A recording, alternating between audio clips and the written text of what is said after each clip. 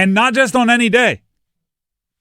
It is the opener of the NCAA Tournament day. It is the opener for UNC's trip through the NCAA Tournament today.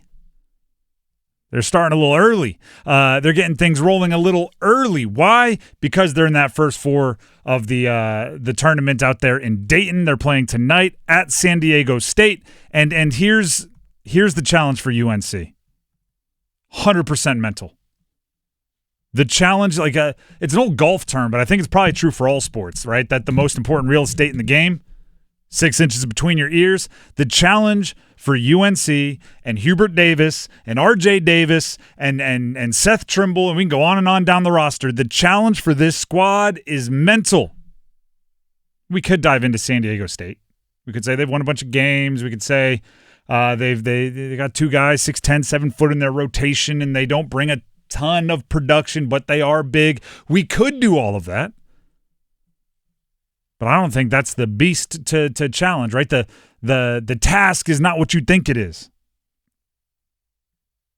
The lane violation has to be completely forgotten, which is darn near impossible.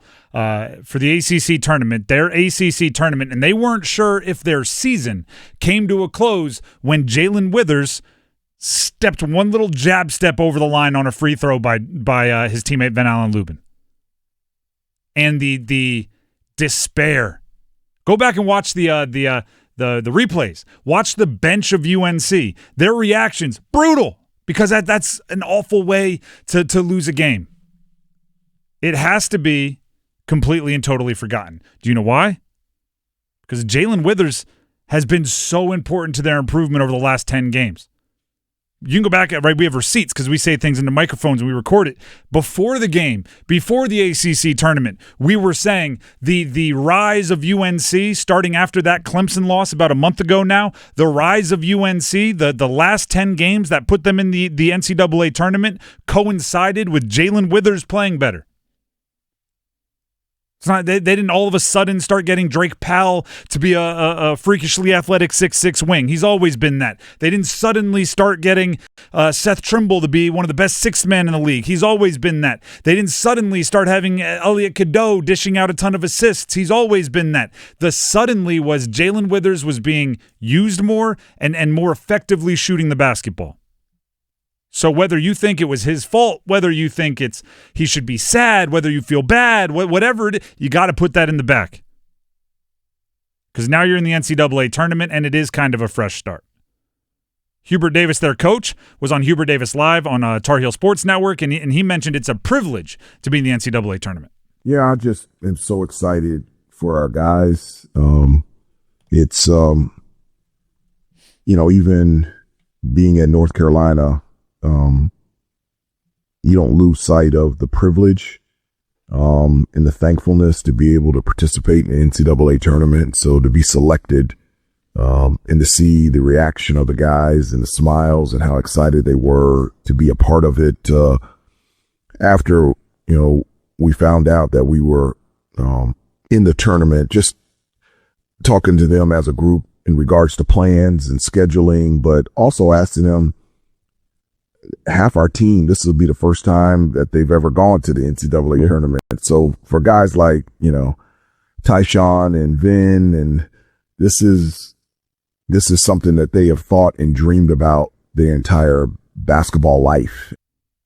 Now, I understand why Hubert Davis, speaking with the media, and that was during Hubert Davis Live, would be that serious and would be that coach speak. So I'm not criticizing him for doing that publicly. Behind closed doors, UNC has to have the swagger. They have to. They have to be confident.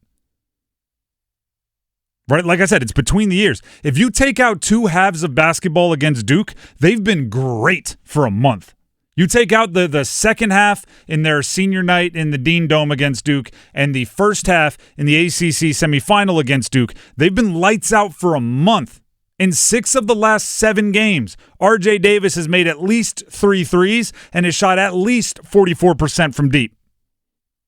When UNC at the beginning of the year was the number 9 team in the country in preseason, a large part of that hype, a large part of that swagger was built on the idea that that was the RJ Davis we were going to get. Elite shooting, high-volume shooter. That's what we saw last year. If that is around, and it has been for 7 games, act like it.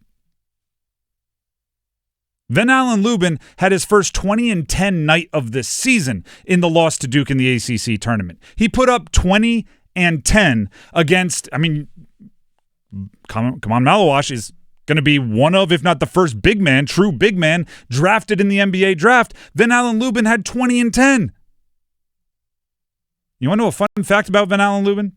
He might just be a guy that wakes up at like the 35th game. Last year, he was playing at Vanderbilt, right? He's a transfer, came from the SEC in Vanderbilt. He had 2 20 and 10 nights all season, last season for Vanderbilt. They were his last 2 games of the year. The last regular season game and their loss in the SEC tournament, and Vanderbilt didn't get to go to the NCAA tournament. So you could argue, once he gets 20 and 10, every game for every season that he's ever played from that point forward has been 20 and 10.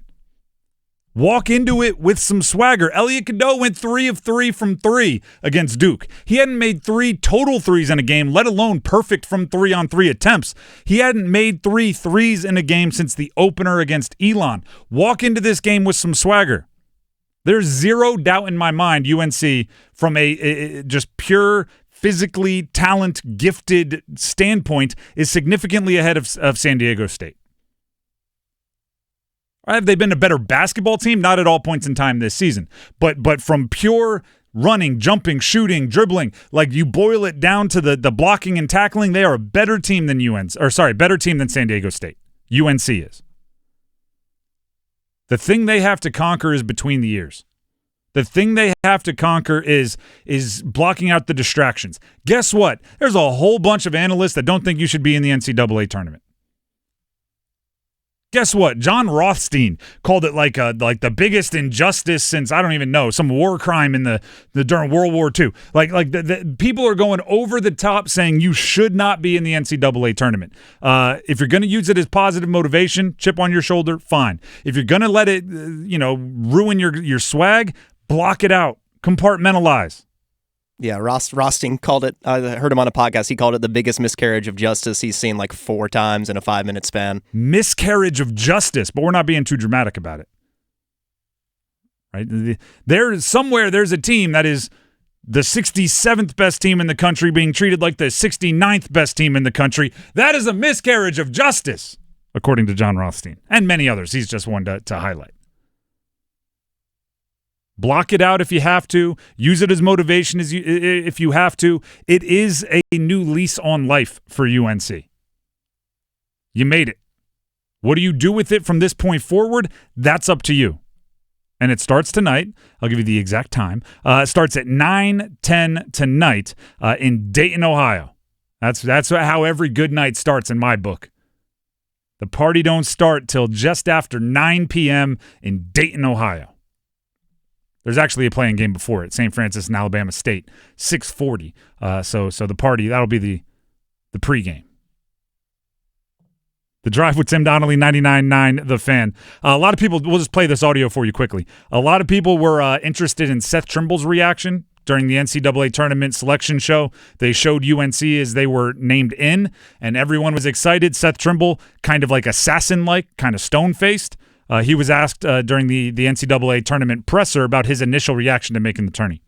I expect ourselves to make the tournament, but the show had literally just started, so I was kind of just zoned out a little bit or locked in, whatever you want to say. And then it was a crazy full circle moment for me because my dad and I 2 days ago were just talking about, how we could get the opportunity to play in Milwaukee. And I always joke about what Coach Davis bringing the team to Milwaukee, playing a game against Marquette, whatever it is. But now we actually get the opportunity. So a bunch of things are going on in my mind, but that was definitely the biggest one. Then I've seen a lot of people say, I don't know if you're familiar with this, clip farming or farming. That's what we say in this generation. So I've seen a lot of jokes from it, but I was really just locked in on the show, and super excited in the moment.